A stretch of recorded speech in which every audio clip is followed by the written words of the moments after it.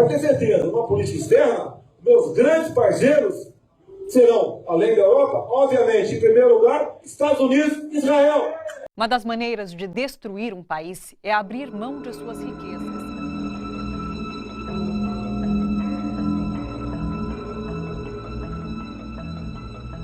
We economic hitmen really have been the ones responsible for creating this first truly global empire.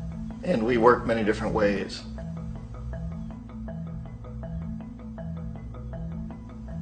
But perhaps the most common is that we will identify a country that has resources our corporations covet, like oil, and then arrange a huge loan to that country from the World Bank or one of its sister organizations. But the money never actually goes to the country. Instead, it goes to our big corporations to build infrastructure projects in that country, power plants, industrial parks, ports, things that benefit a few rich people in that country, in addition to our corporations, but really don't help the majority of the people at all. However, those people, the whole country is left holding a huge debt. It's such a big debt they can't repay it, and that's part of the plan, that they can't repay it.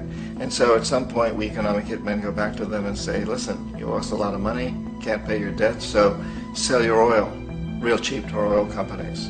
Allow us to build a military base in your country, or send troops in support of ours to someplace in the world like Iraq, or vote with us on the next UN vote.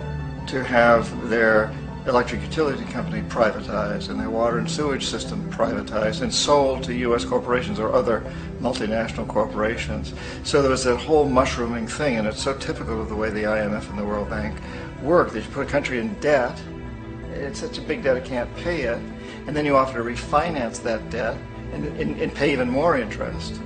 And you demand this quid pro quo, which you call a conditionality or good governance, which means basically that they've got to sell off their resources, including many of their social services, their utility companies, their school systems sometimes, their penal systems, their insurance systems, to foreign corporations.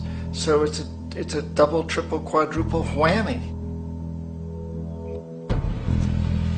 The precedent for economic hitmen really began back in the early 50s when democratically elected Mossadegh, who was elected in Iran, he was considered to be the hope for democracy in the Middle East and around the world. He was Time Magazine's Man of the Year. But one of the things that he'd run on and began to implement was the idea that foreign oil companies needed to pay the Iranian people a lot more for the oil that they were taking out of Iran. The Iranian people should benefit from their own oil. Strange policy. We didn't like that, of course. But we were afraid to do what we normally were doing, which was to send in the military. Instead, we sent in one CIA agent, Kermit Roosevelt, Teddy Roosevelt's relative. And Kermit went in with a few $1 million and was very, very effective and efficient. And in a short amount of time, he managed to get Mossadegh overthrown and brought in the Shah of Iran to replace him, who always was favorable to oil.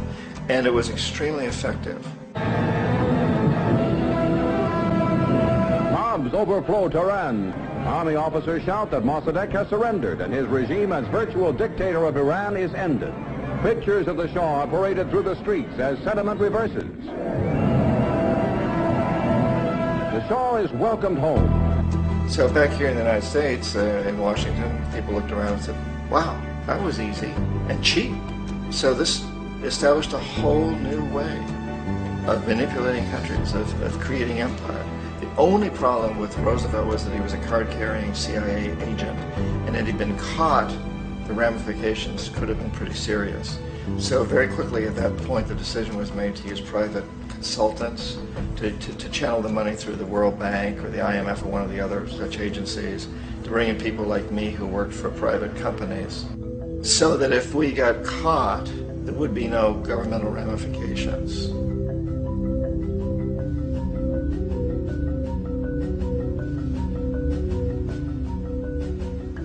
When Arbenz became president of Guatemala, the country was very much under the thumbs of United Fruit Company, the big international corporations. And Arbenz ran on this ticket that says, you know, we want to get the land back to the people.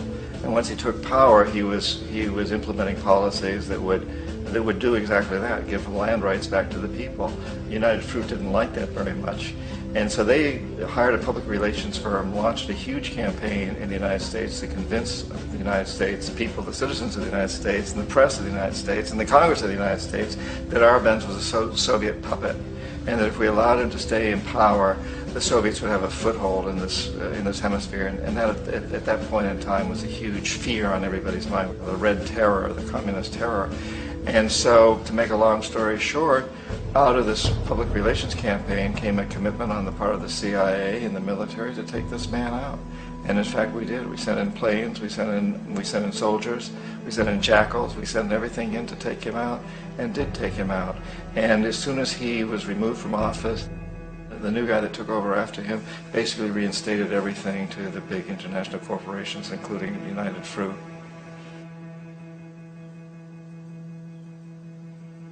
Ecuador for many, many years had been ruled by pro-U.S. dictators, often relatively brutal. Then it was decided that they were going to have a truly democratic election. Jaime Roldos ran for office, and his main goal, he said, as president would be to make sure that Ecuador's resources were used to help the people.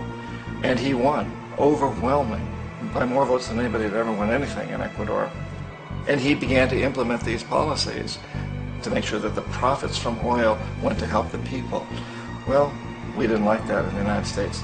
I was sent down as one of several economic hitmen to change Roldos, to corrupt him, to bring him around, to let him know, okay, you can get very rich, you and your family, if you play our game, but if you continue to try to keep these policies you've promised, you're going to go.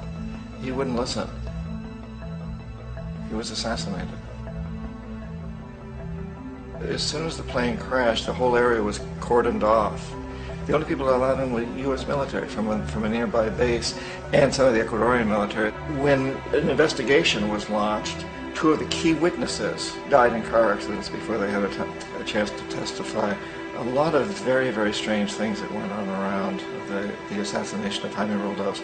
I, like most people who've really looked at this case, have absolutely no doubt that it was an assassination. And of course, in my position as an economic hitman, I was always expecting something to happen to Jaime, whether it be a coup or assassination, I wasn't sure, but that he would be taken down because he was not being corrupted. He would not allow himself to be corrupted the way we wanted to corrupt him.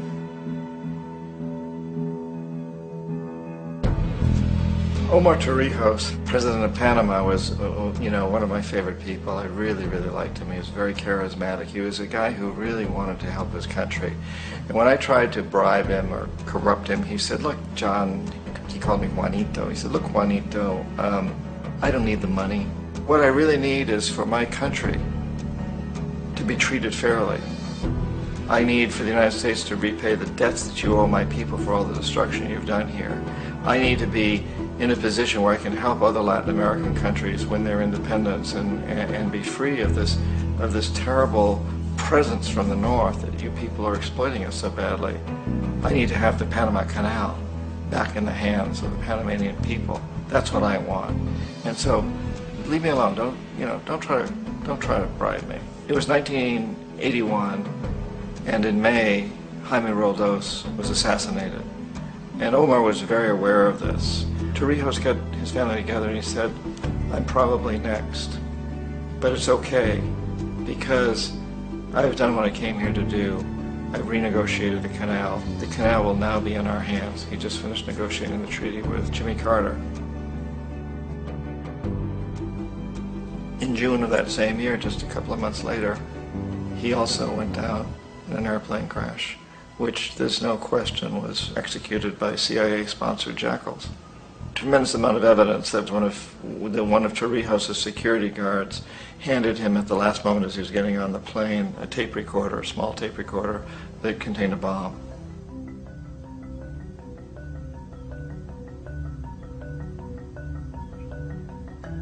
It is interesting to me how this system has continued pretty much the same way for years and years and years, except the economic hitmen have got better and better and better. Then we come up with, very recently, what happened in Venezuela. In 1998, Hugo Chavez gets elected president, following a long line of presidents who had been very corrupt and basically destroyed the economy of the country. And Chavez was elected amidst all that. Chavez stood up to the United States And he's done it primarily demanding that Venezuelan oil be used to help the Venezuelan people. Well, we didn't like that in the United States. So in 2002, a coup was staged, which there's no question in my mind, and most other people's minds, that the CIA was behind that coup.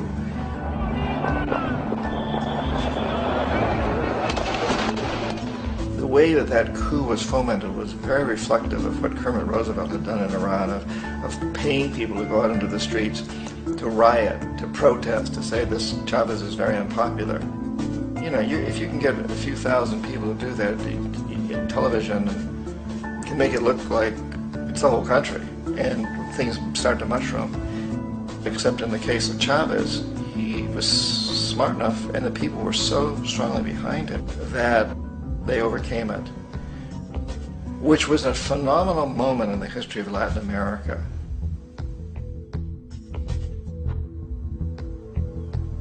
Iraq actually is a perfect example of the way the whole system works. So we economic hitmen are the first line of defense. We go in, we try to corrupt governments and get them to accept these huge loans, which we then use as leverage to basically own them.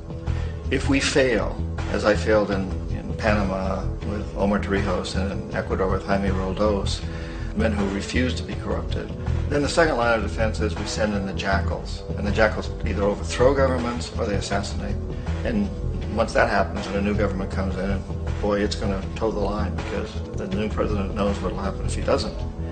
In the case of Iraq, both of those things failed. Economic hitmen were not able to get through to Saddam Hussein. We tried very hard. We tried to get him to accept a deal very similar to what the House of Saud had accepted in Saudi Arabia, but he wouldn't accept it.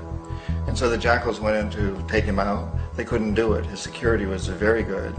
After all, he had one time worked for the CIA. He'd been hired to assassinate a former president of Iraq and failed, but he knew the system. So in '91 we send in the troops and we take out the Iraqi military. So we assume at that point that Saddam Hussein is going to come around. We could have taken him out, of course, at that time, but we didn't want to. He's the kind of strong man we like.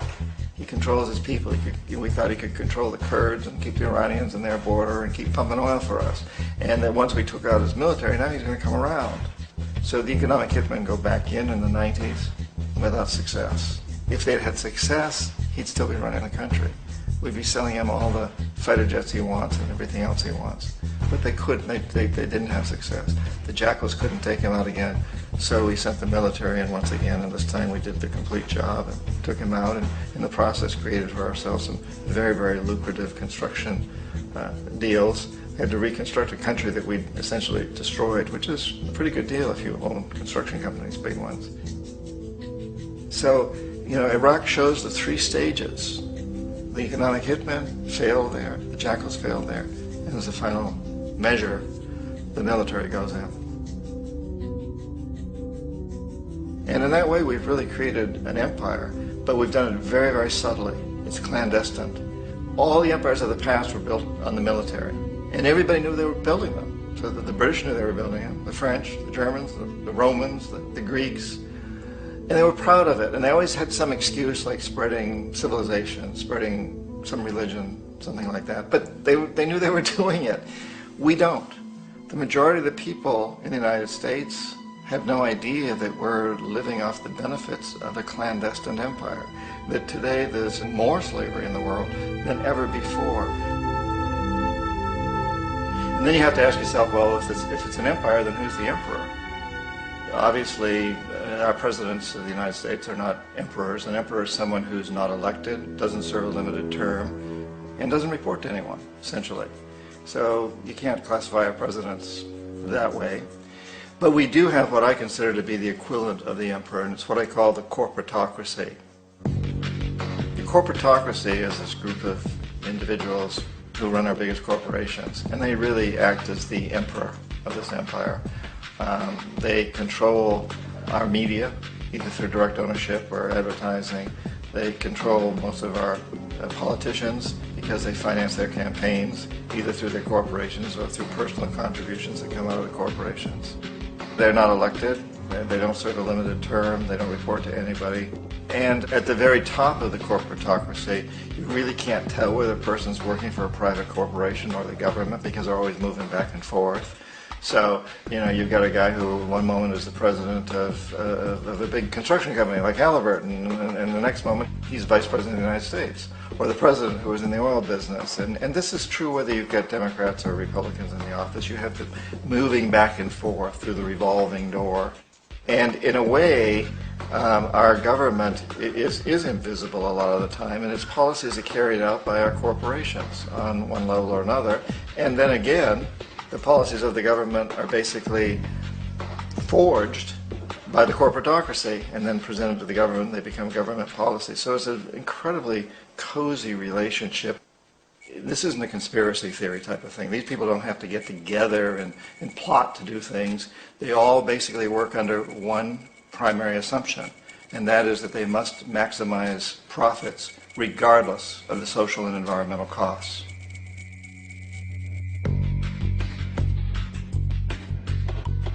This process of manipulation by the corporatocracy through the use of debt, bribery, and political overthrow is called globalization.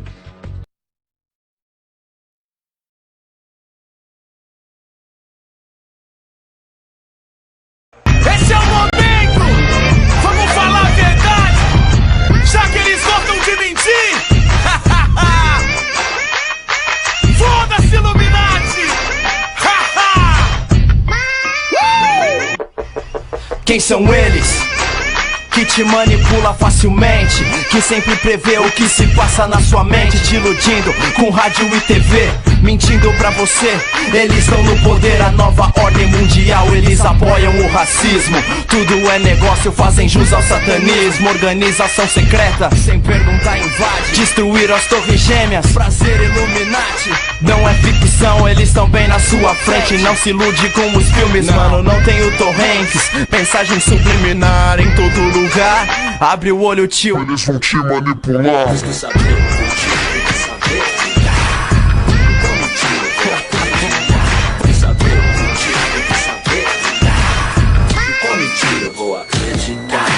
Parece loucura, não julgue sem saber. Sexo entre irmão, pra garantir o poder. Globo, Bandeirantes e Record SBT. Preste atenção, o olho tudo vê.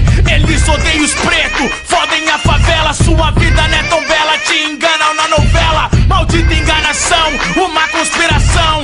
Tudo é produto, eles vendem pro cifrão. No dólar cê não vê, pirâmide tá ali. Cuidado com o que vê, eles estão por aí, por aqui, tão em todo lugar. Sabemos que existe impossível de achar. Olha essa dupla, Bush e Satã. Mataram o Saddam, criaram o Vietnã. Falsificaram Obama, treinaram o Osama. Enquanto eles crescem, ficamos na lama. Não!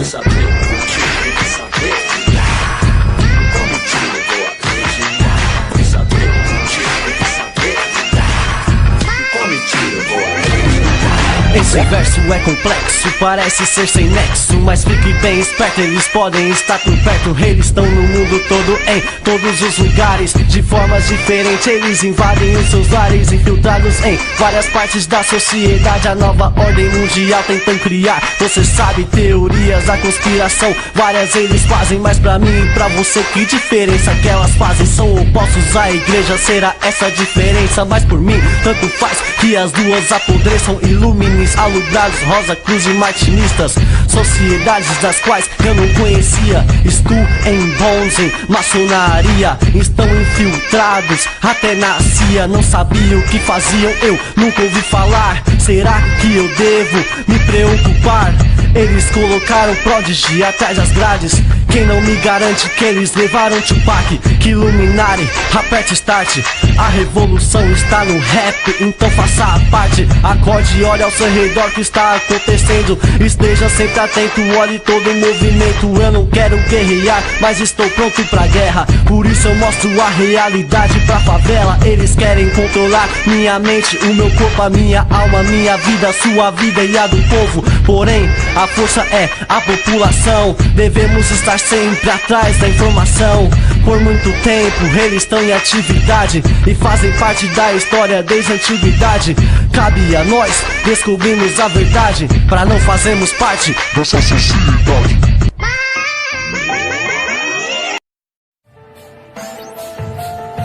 Prepare-se. Diz aí, LDF. Seita satânica, sedenta de sangue, sanguinolenta. Prepare-se pra nova ordem 666. Os senhores do mundo arquitetam um plano pra uma imensa redução de seres humanos. 7 bilhões exterminados, sem piedade, pois é assim que governa os Illuminatis. 13 famílias que dominam todo o planeta. Judaico-maçônicos, discípulos da besta. Anticristo televisivo, olha o que tudo vê. Na verdade é o Big Brother que controla você, que vê TV e acredita nas mentiras da tela.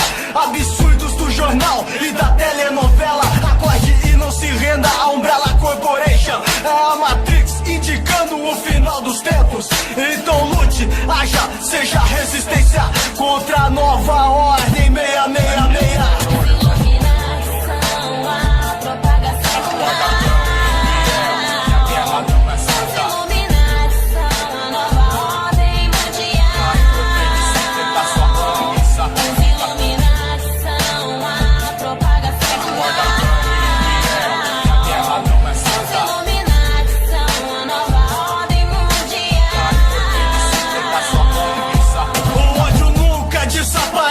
666.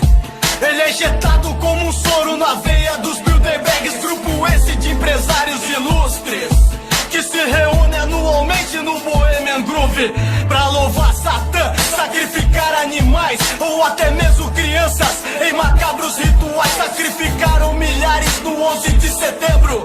A família Bin Laden trabalha pro governo dos Estados Unidos da América.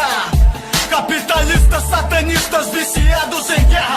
Bush, Clinton, Obama, Nixon, são todos Illuminatis e têm o mesmo princípio. Seguir as palavras das pedras da Geórgia, que estabelece o genocídio como uma proposta.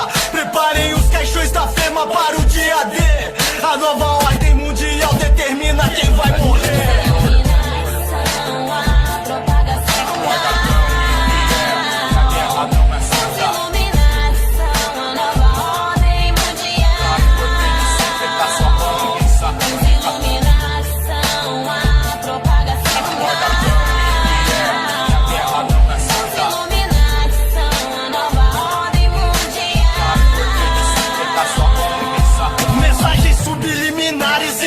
Illuminatis, tudo interligado em uma mesma engrenagem. A da globalização com o aval da mídia, que vende a morte através da indústria alimentícia.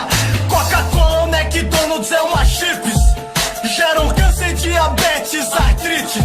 Fora toda a simbologia de seus logotipos. É como diz na Bíblia, o mundo jaz do maligno. Não tem mais jeito e só aumenta a contagem dos mortos. Tempestades, tsunamis, terremotos, pois assim está escrito no livro sagrado. O anticristo tá prestes a assumir seu reinado. Mas pode vir Bafomete que eu não me rendo, pois eu prefiro morrer de pé que viver de joelhos diante destes malditos Illuminatis. Em nova ordem mundial tô pronto pro combate. Os Illuminatis são a propagação do mal.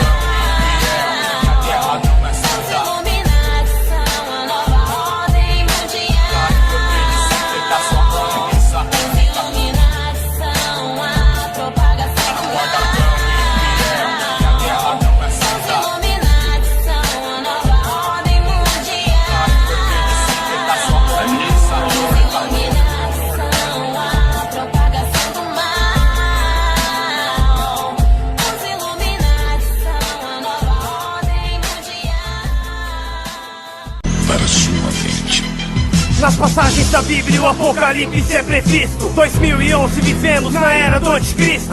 Preso na Matrix, Essa realidade é uma ilusão, isso não é teoria, é conspiração. Agenda do mal global, escravidão, prioridade da agenda, redução da população. Quem puxa as cordas do destino tá na missão, nos planos, para serem donos dos humanos. Desde os tempos de Napoleão, a humanidade é controlada por várias sociedades secretas macabras. Só pra você ter uma noção, muitos acreditam que Lúcifer é o caminho pra iluminação. Se não acredita, investigue. Vai lá. Ninguém é mais escravo que aquele que falsamente se acredita livre. Se levantem, é hora de acordar.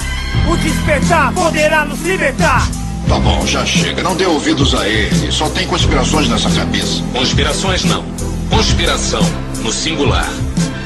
Uma nova ordem mundial.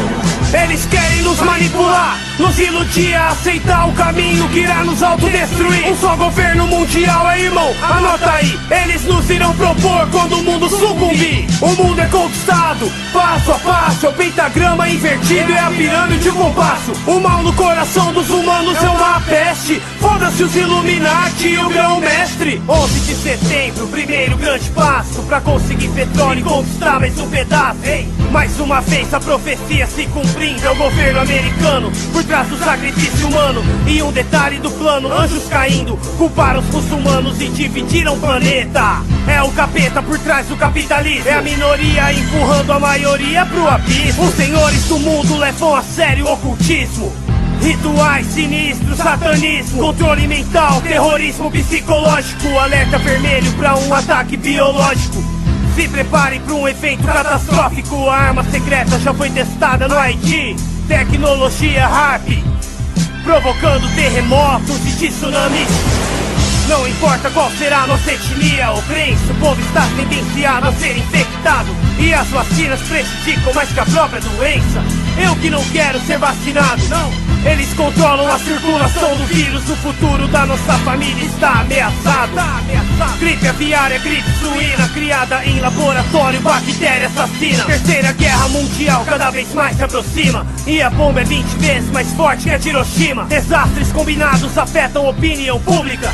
Muitos se alistam pra guerra, é morte súbita. Codex alimentares, veneno no alimento, fluoreto na água potável, bilhões morrendo.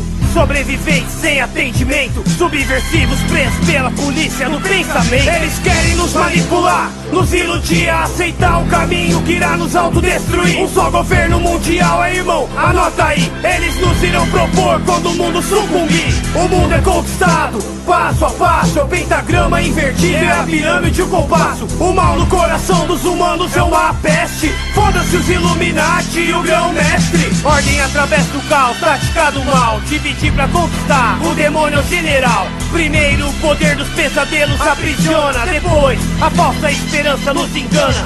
W. Bush e depois Barack Obama. Maldita hipnose em massa que nos condiciona ao caminho da degradação, da destruição. Eles não dão a mínima pra gente. Eles controlam até nossa presidente. Eles criaram um sistema incrivelmente doente. Eles criaram um inimigo inexistente. Eles têm medo da mídia independente.